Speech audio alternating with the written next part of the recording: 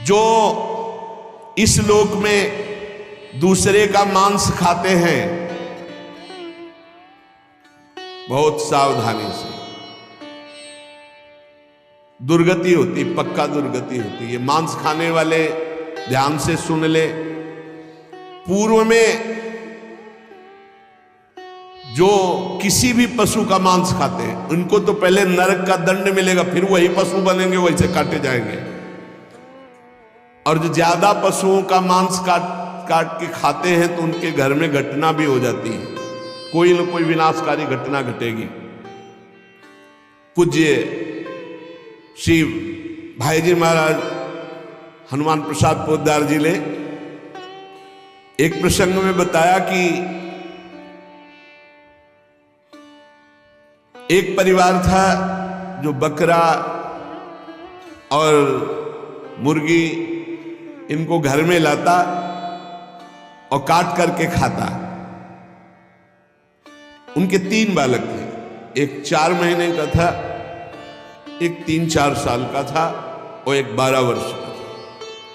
वो रोज देखता 12 वर्ष वाला ऐसे वो में कर रहा, उसको काट रहे हैं और फिर वो बनाया जाता, खाया जाता। तो एक दिन अपने छोटे भाई को ले गया, उसकी बुद्धि खराब हुई, वही गड़ासा,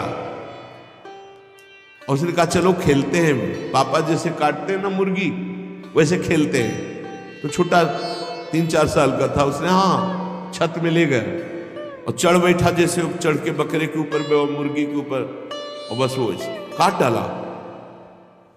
और जो काट डाला तो चीख निकली तो वो अपने छोटे बेटे को नहला रहे थे जो 4 महीने का, टप में ऐसे खड़ा करके, और वो छोड़ करके भागी ऊपर। तो टप में जितना पानी था वो बच्चा गिर गया, उसकी हिम्मत तो उठने की थी नहीं, वो वहां मर गया। और जब ऊपर गए उसका अरे दुष्ट तूने काट दिया, तो छलांग मार गया भय से, वो नीचे आके गिर के मरा। पूज्य भाई जी ने तो विस्तृत में लिखा है कि इन मांस खानों वालों के परिवारों का बहुत बुरी तरह नाश होगा, और जब ये मरेंगे तब नरक जाएंगे, और फिर जब जन्मेंगे तब ये फिर वही बकरा बकरी बनेंगे, वे काटे जाएंगे। होश में रहो, समय आने दो, कर्म अवश्य में भोक्तव्यम, तुम्हें भुगाएगा, रो नहीं पाओगे।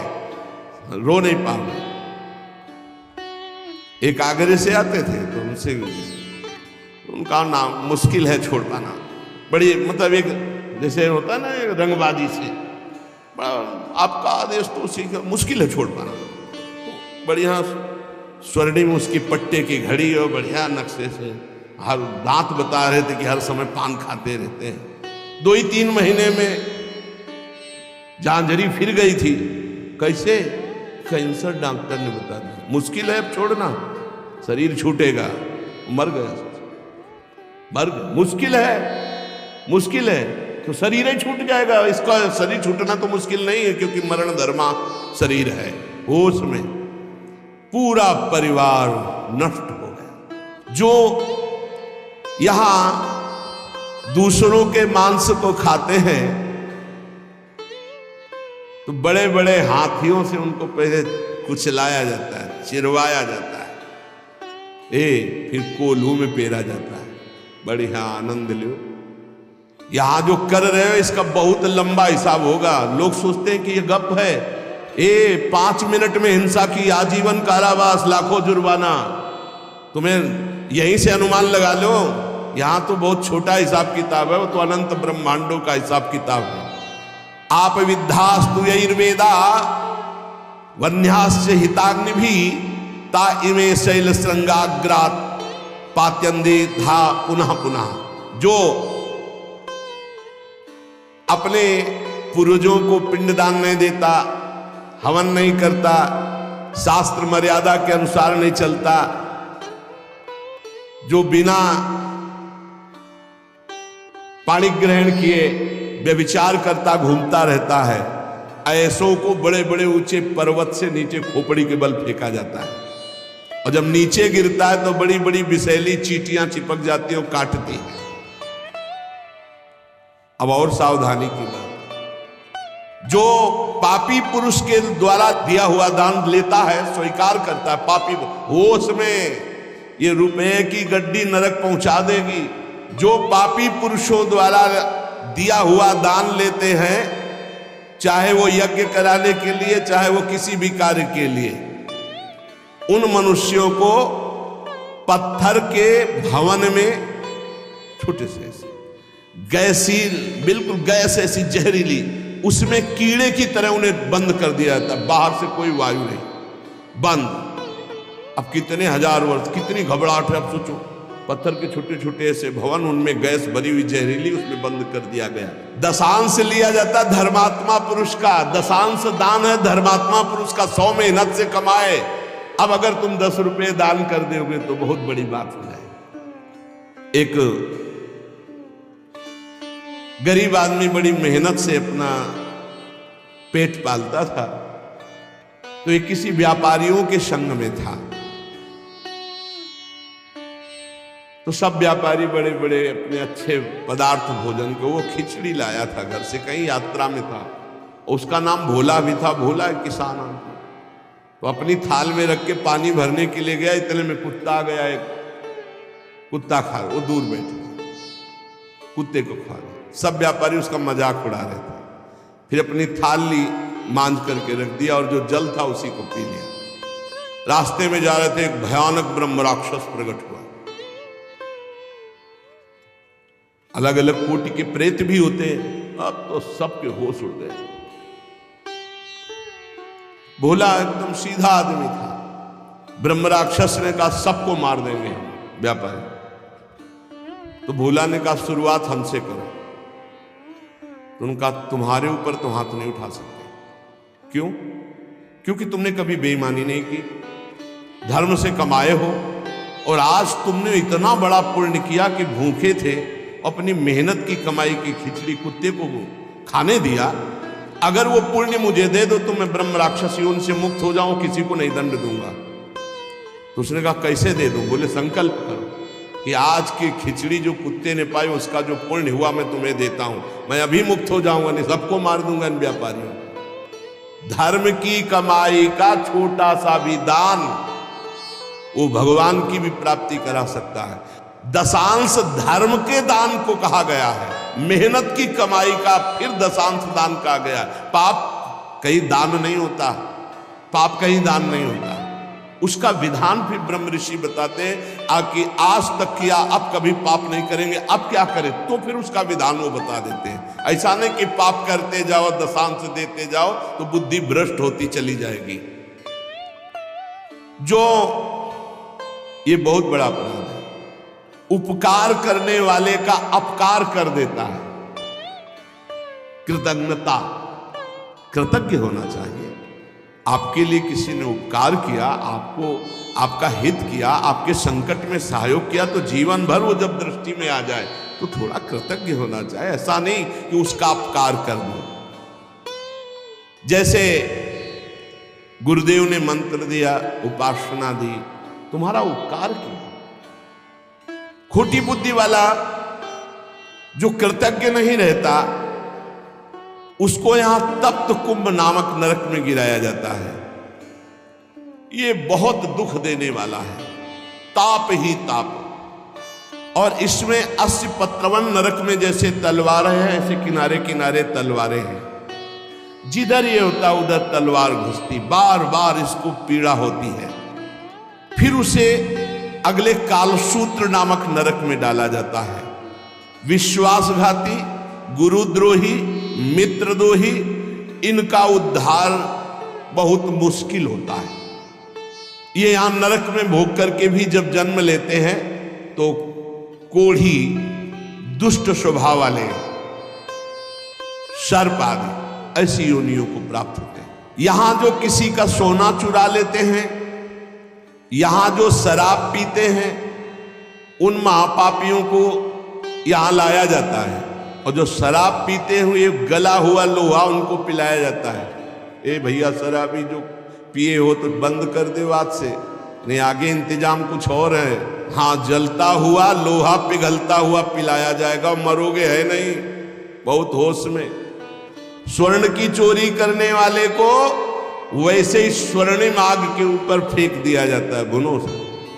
यहां कोई मानता नहीं, कहते सब झूठ है, भोगोगे तब पता चलेगा।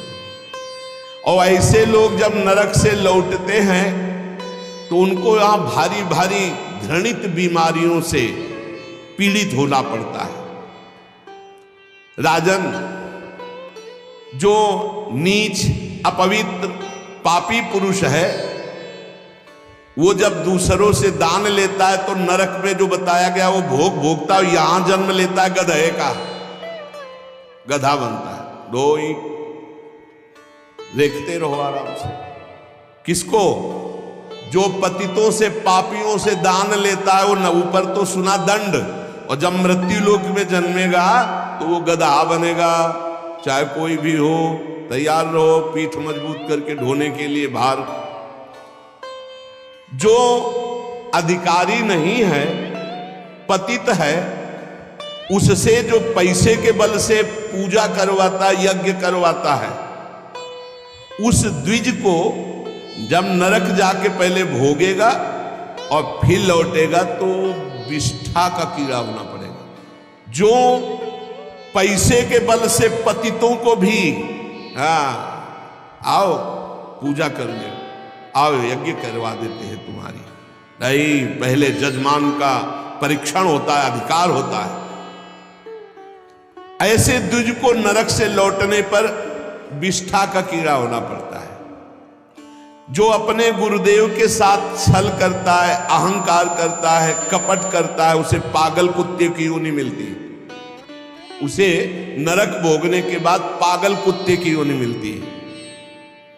जो गुरु की संपत्ति का अपहरण कर लेता है, मनमानी आचरण करता है, तो उसे यहां यही दंड मिलता है, अर्थात कुत्ते की योनि प्राप्त होती है।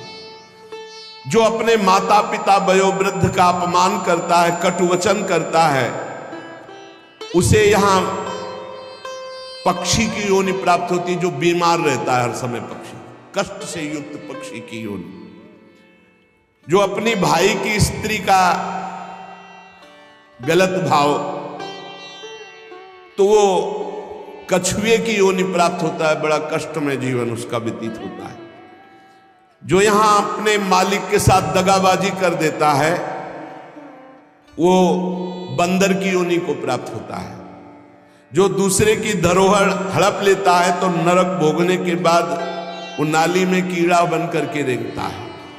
जो दूसरों के दोष देखता रहता है, वो नरक भोगने के बाद यहां अंधा पैदा होता है, आंखों से अंधा पैदा होता है। जो अपने मित्र या अपने प्रियजनों के साथ विश्वासघात करता है, वो मछली की योनि हजारों बार जन्म लेता है। जो मनुष्य यहां जौ तिल धान अन्न इसकी चोरी करता है या अनाज के खेतों में आग लगा देता है, वो नरक भोगने के बाद यहां नेवला और चूहे की योनि प्राप्त करता है। जो पराई स्त्री के साथ संभोग करता है, उसको नरक भोगने के बाद यहां भेड़िया बनाया जाता है। जो पराये पुरुष के साथ संभोग करते हैं, वो वहां नरक भोगने के बाद यहां कुतिया की योनि प्राप्त होती है। कुत्ता, सियार, बगुला, गिद्ध, सांप, कौआ, इन योनियों में क्रम से जाता है जो पराई स्त्री और पराये पुरुष के साथ संभोग करता है। इसे मनोरंजन मत समझो, खिलवाड़ मत समझो। जो खोटी बुद्धि वाला पुरुष अपने बड़े भाई की पत्नी, जो मां के समान है, उसके साथ बलात्कार करता है, वो नरक भोगने के बाद कामी, नाना प्रकार से बीमार पशु योनियों को प्राप्त होता है। कई प्रकार के कष्टों से उसका जीवन युक्त है। जो अपने मित्र की पत्नी से विश्वास दिलाकर, मित्र को विश्वास दिलाकर उसकी पत्नी, वो यहां के सुअर पैदा होता, सुअर बनता है। यज्ञ में दूसरों को खवाने पिलाने में, दूसरों के मंगल विधानों में जो विघ्न डाल देता है, किसी की कन्या का विवाह हो रहा है, कोई यहीं कहीं यज्ञ हो रही, कहीं नाम की, उसमें विघ्न डाल देता है, उसको नहीं होने देता है, वो नरक भोगने के बाद फिर यहाँ कर विविध कीड़े की योनियों में विविध प्रकार, अभी ये कीड़ा फिर ये कीड़ा फिर ये कीड़ा, ऐसे जन्मता है। जिसने देवता या ब्रह्म ऋषि उनको ये बोल दिया कि मैं ये दूंगा, आपको ये दूंगा, और फिर नहीं दिया, कर्जा है तुम्हारा, ऐसे नहीं बोलना चाहिए, ऐसे नहीं बोलना चाहिए। अयाचक वृत्ति से जो रहते हैं, कभी नहीं महाराज हम आपका ये काम कर दें, आपको ये दे देंगे, आपको एक कर्जा हो गया, अब अगर नहीं दिया तो नरक भोगोगे, और नरक से निकलने के बाद कौआ बनोगे। जो अपने पूजनियों का अपमान करता है, बड़े भाई का अपमान करता है, वो क्रौंच पक्षी के रूप में जन्म लेता है। बहुत सावधान होना चाहिए। जो तुम्हारे साथ उपकार करे उसके साथ तुम्हारा नम्र व्यवहार होना चाहिए। यदि उपकार नहीं किया तो तुम्हें बिच्छू की योनि प्राप्त होगी, बिच्छू बनना पड़ेगा। जो सोए हुए मनुष्य की हत्या कर देता है, शस्त्रहीन है या सोया हुआ है उसकी हत्या कर देता है, या किसी स्त्री की हत्या कर देता है, या बालक की हत्या कर देता है, वो 1000 बार गधे की और कीड़े की योनियों को प्राप्त होता है, बहुत संभल करके। जो दूसरों की भोजन व्यवस्था को नष्ट कर देता है उसे मक्खी की योनि प्राप्त होती है। अन्न चुराने वाला बिल्ली की योनि, घृत आदि चुराने वाला चूहे की योनि, जो दूसरे के अर्थ की चोरी करता है सर्प की योनि, दूध वाले पशु या दूध आदि चुराने वाले बगुले की योनि। इसी तरह डांस, चींटी, बिलैया, बहुत सी योनियों की प्राप्ति होती है। हे महाराज, मैं तुम्हें कहां तक बताऊं, ये जितने जीव हैं ये सब नरक से आए हुए हैं। एक मनुष्य योनि भगवान ने कृपा करके दी है, जिससे हम अब भगवान की प्राप्ति कर सकते हैं।